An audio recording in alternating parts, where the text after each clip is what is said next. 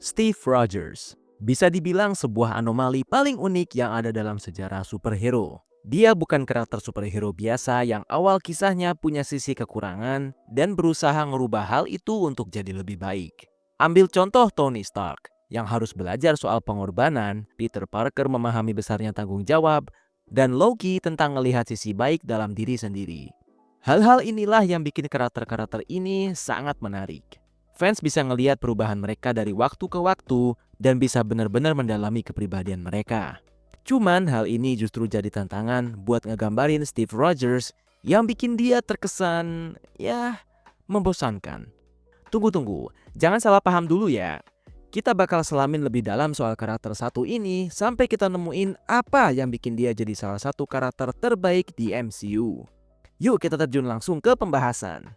Kita pertama banget ketemu Steve Rogers di Captain America The First Avenger. Bukannya banyak kekurangan, justru malah dia kayak terkesan perfect. Dia punya semua hal yang diperlukan buat jadi superhero. Dia rela berkorban, punya hati besar, dan juga cukup pintar. Gak begitu banyak kekurangan dalam diri Steve, seenggaknya kayak dalam sisi superhero pada umumnya. Ya, kecuali badannya yang krempeng aja sih. Tapi itu bukan masalah karena ada Super Soldier Serum. Hal-hal ini bikin dia ada di posisi yang agak rumit. Seorang karakter tanpa ada perkembangan apapun di filmnya. Meski dia berakhir ngorbanin dirinya sendiri, tapi bukan hal baru sih karena dia juga udah ngeliatin sisi rela berkorbannya ini di awal-awal. Mungkin untuk film pertamanya gak punya perkembangan karakter sih kayaknya masih aman. Tapi jelas ini gak bisa dipertahanin buat perannya di film-film mendatang. Marvel harus muter otak buat merombak total karakter satu ini. Nah, pertanyaannya, sekarang gimana caranya mengembangkan karakter yang dari awal aja udah perfect? Gimana cara buat ngembangin karakter yang emang udah jadi favorit para fans karena dia, tetap sama? Gampang aja sih. Caranya, bukan rubah karakternya, tapi rubah dunia di sekitarnya. Steve yang bangkit dari hibernasi bukunya nemuin dunia jauh berbeda dari yang dia tahu sebelumnya. Dia nemuin kemiripan dunia militernya dulu sih emang.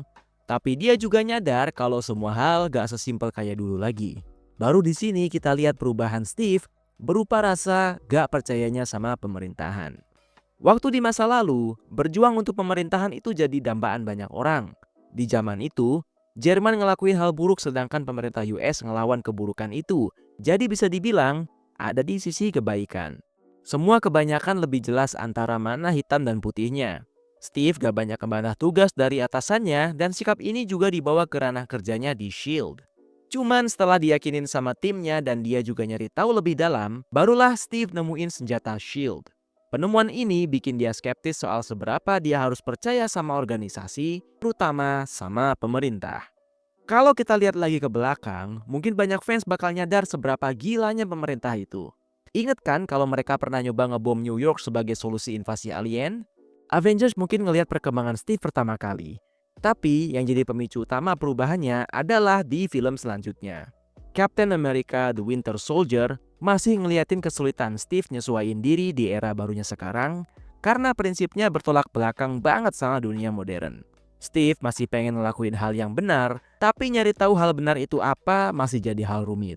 Ini jadi pemicu utama buat perubahan karakternya Steve Rogers. Steve berhasil dapetin lagi jati dirinya meski cuman sebentar di S.H.I.E.L.D. setelah bangkit dari hibernasi. Gak lagi dia nongkrong karena kebanyakan orang yang dia kenal udah mati. Dan justru dia habisin banyak waktu di pekerjaannya dan kalau bukan karena itu, dia bakal jadi orang bingung. Waktu dia nyadar kalau S.H.I.E.L.D. udah disusupin sama Hydra, aspek jati diri yang dirasa Steve langsung gitu aja sirna. Baru dia sadar kalau untuk ngelakuin hal yang benar di dunia sekarang ini, dia harus merubah siapa diri sebenarnya.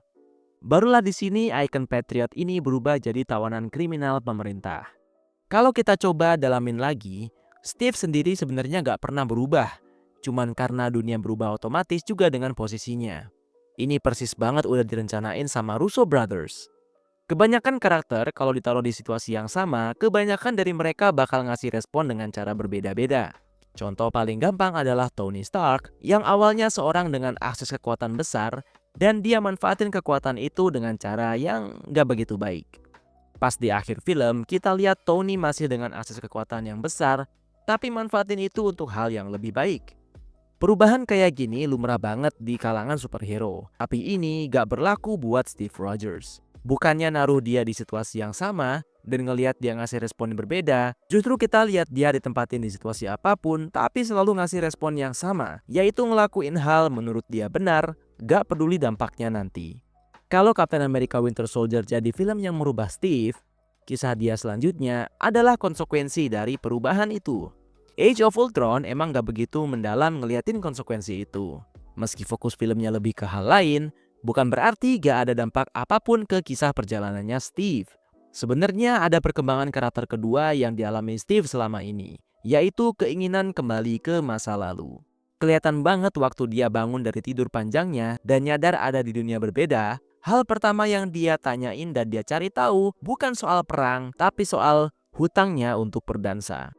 Ngasih lihat kesediaan Steve sama kehidupannya yang udah lama hilang. Kehidupan itu jadi hal yang sulit dia jalanin selama hidupnya. Namun ada satu hal yang masih bikin dia tenang ketika tahu kalau Peggy masih hidup di masa itu.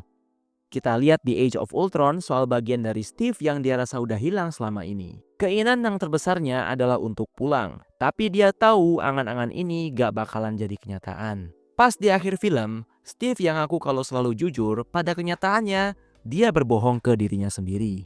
Dia masih belum mau atau belum siap untuk ngakuin apa hal yang benar-benar dia mau. Hal ini yang kemudian nganterin kita ke Captain America Civil War. Kita bisa benar-benar ngelihat semua perubahan Steve selama ini di dalam filmnya. Ini jadi momen karakternya benar-benar berubah total. Dia berubah total dari awalnya ikon harapan pemerintah jadi seorang kriminal. Kita lihat juga gimana pengalaman masa lalunya mempengaruhi pandangannya di Civil War.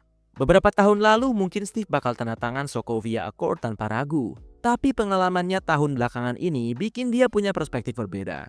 Steve udah ngalamin evolusi karakter yang utuh dengan pindah dari satu masalah ke masalah lain, tapi masih megang prinsip dasar yang bikin fans suka sama karakter ini dari awal. Sisi dinamisnya ini yang bikin dia punya kisah perjalanan yang gak membosankan. Tetap berdiri kokoh terlepas dari situasi yang banyak berubah, bikin dia jadi menarik karena fans bisa lihat seberapa jauh Steve mau berkorban. Dia bakal tetap memperjuangkan hal yang menurut dia benar meski sampai harus ngelawan teman-temannya sendiri. Avengers Endgame punya tantangan besar dalam hal nyelesain kisah perjalanan para superhero dengan cara terbaik dan masuk akal. Endingnya Tony dengan pengorbanannya emang terasa cocok. Tapi ini rasanya juga kayak udah jelas bakal dia lakuin kalau ingat kisah perjalanannya dulu. Steve Rogers di sisi lain kelihatannya lebih rumit dibanding yang lain.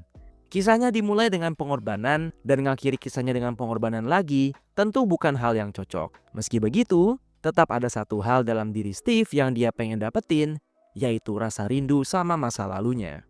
Hal ini kayaknya yang paling gak kelihatan jelas di sepanjang film Avengers Endgame. Cuman berkat Tony Stark, baru pertama banget dalam hidupnya Steve ngeliatin sisi ini. Waktu Steve ngeliat Peggy di masa lalu, dia ngerasa kehidupannya yang hilang bener-bener ada lagi di depan mata. Meski misinya belum selesai, ini tetap jadi faktor yang bikin Steve ngambil pilihan untuk kembali dan menetap di masa lalu di akhir film Avengers Endgame. Mungkin ada sebagian fans yang gak suka dengan endingnya Steve ini. Kelihatannya kayak Steve ninggalin timnya yang tersisa sedikit dan bersikap gak kayak dirinya sendiri. Cuman kalau dari sudut pandangnya Steve, misinya udah selesai. Sejak dia bangkit dari es, para superhero selalu dalam peperangan. Secara teknis, peperangan itu dari awal bukan lain adalah dengan Thanos. Jadi setelah Thanos kalah, dalam benaknya Steve, peperangan ini akhirnya udah selesai. Dia adalah seorang tentara yang setelah sekian lama pergi, pada akhirnya bisa pulang lagi. Pria yang dalam hidupnya cuma tahu pengorbanan, akhirnya baru bisa ngerasain kebahagiaan untuk dirinya sendiri.